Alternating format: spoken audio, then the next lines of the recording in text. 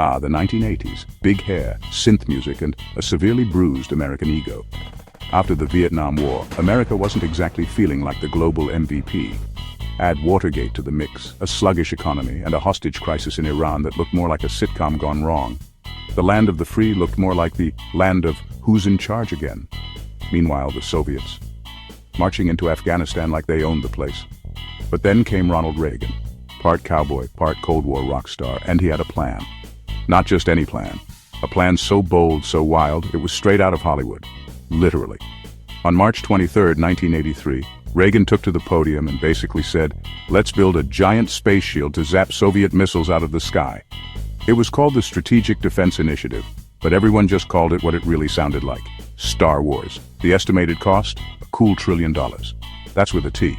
For context, the entire U.S. military budget in 1983 was about $209.9 billion. So this was like telling your accountant, "I'm thinking of buying the moon. Is that in the budget?" And yet, the Soviets took the bait. They didn't know if the U.S. could pull it off, but they knew they couldn't. And while the Soviets were busy chasing space phantoms, Reagan turned around and took aim at their real weakness, oil. He convinced the Saudis to flood the market, driving oil prices down nearly 70% by the end of 1985. That's like turning off the Soviet money faucet, with a smile. Now add one more masterstroke, Afghanistan.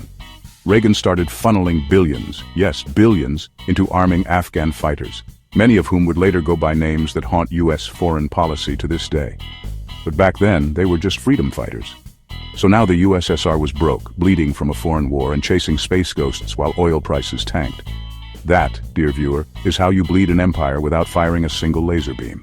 And when the Soviet Union finally collapsed in 1991, the Cold War was over. The Yalta system, toast, Eastern Europe, flipping westward faster than a McDonald's franchise map. And America? Well, America became the world's one and only superpower. But of course, history doesn't end. It just reboots.